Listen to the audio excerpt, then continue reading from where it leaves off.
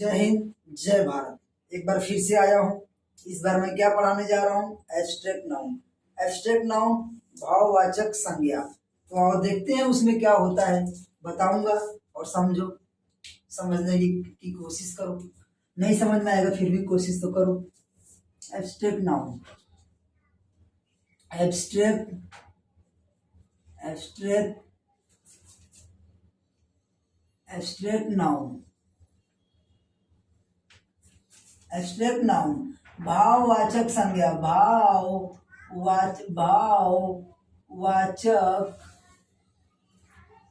भाववाचक संज्ञा। भाववाचक संज्ञा इस बात का नाम सुनते ही हमें क्या लगता है? कोई भाव होगा, कोई मतलब उसमें एक क्वालिटी होगी, कुछ तो उसमें अलग होगा।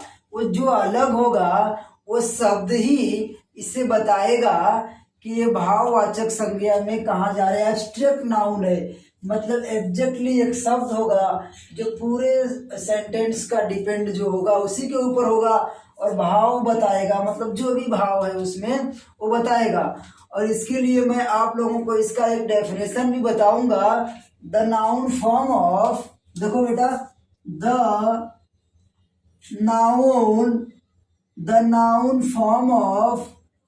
form of any quality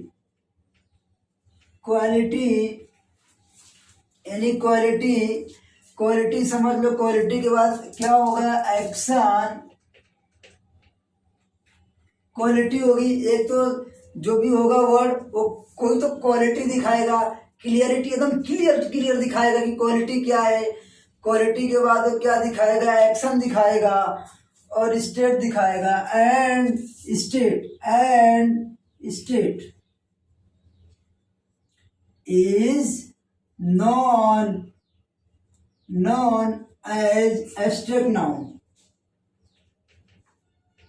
abstract noun मतलब बच्चा क्या होगा? वेरी फ्रैंकली स्पीकिंग, जो वर्ड आएगा सेंटेंस में वो ऐसा वर्ड होना चाहिए जो कुछ तो क्वालिटी दिखाना चाहिए।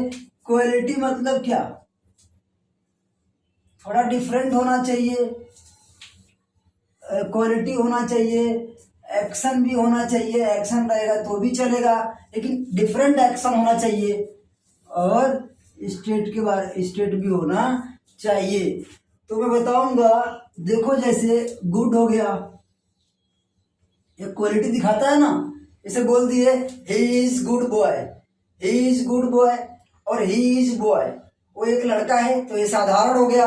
और लिख दिया हमने, अगर हमने लिख दिया he is good boy, he is good boy, देखो इसमें एक भाव मिल रहा है। वो लड़का है लेकिन कैसा है? गुड है।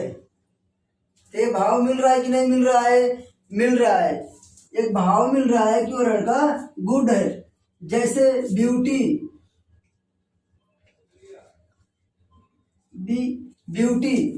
मतलब सुंदरता। She is girl, okay, she is girl. This is very simple sentence. From this sentence we are unable to tell how is this sentence, but in sentence if I will add here she is beauty girl, then we can see in this sentence is going to indicate on beauty. What beauty is going to tell us? The quality of a girl.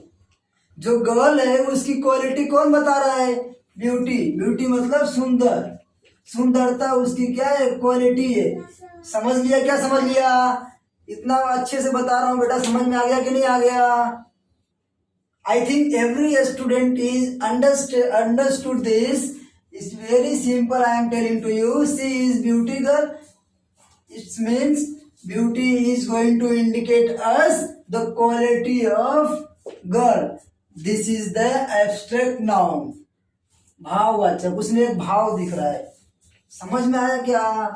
very frankly speaking, students, try to understood. This example was very simple, and listen and see the next example. What is our next example is like this. India's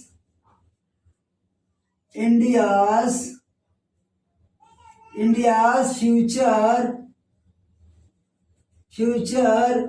is depend on youth.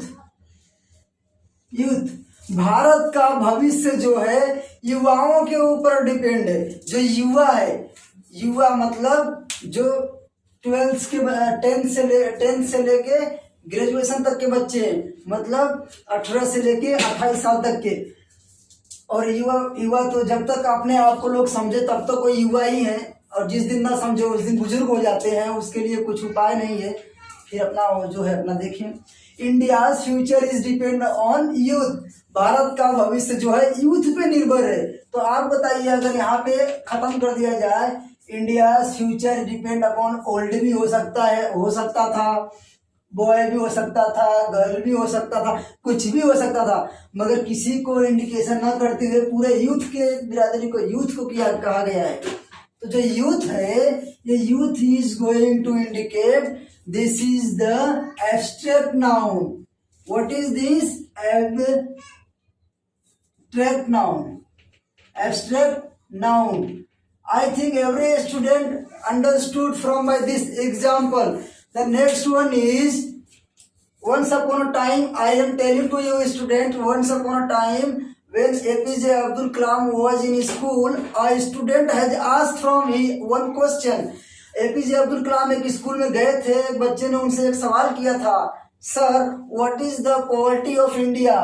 देखो बेटा, what is poverty? नहीं, ऐसा नहीं किया था बेटा, ये था सवाल उनका, what is enemy of India? What is enemy of India? ऐसा सवाल बच्चे ने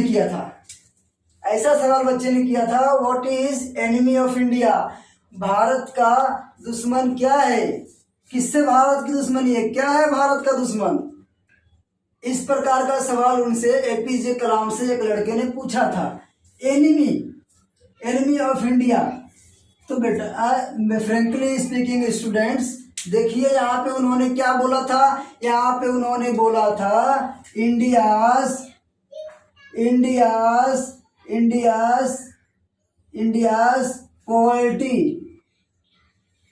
poverty is enemy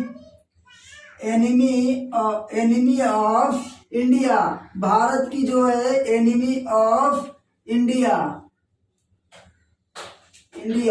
India's poverty is enemy of India. Bharat की जो गरीबी है वही भारत का दुश्मन है। तो ये पॉवर्टी एक भावनात्मक शब्द है। पॉवर्टी मतलब गरीबी। अरे भाई, अमीरी नहीं तो गरीबी, रिच नहीं होगा तो पुअर होगा। पुअर का पास्ट टेंस होता है पॉवर्टी। देख बेटा क्या बोल रहा हूं, poverty is going to indicate abstract noun. इसका मतलब जो पॉवर्टी है वो ये शब्द बता रहा है हमें कि ये जो है भाववाचक संज्ञा है। एक भाव हो रहा है, एक भाव, गरीबी का भाव उसमें आ रहा है। ठीक है ना, समझ में आ गया? अगर आप लोगों को नहीं समझ में आया होगा तो ये वीडियो को थोड़ा आगे पीछे करेंगे तो समझ में आ जाएगा। पूरा क्लियरली मैंने बोल दिया है। थैंक यू, धन्यवाद।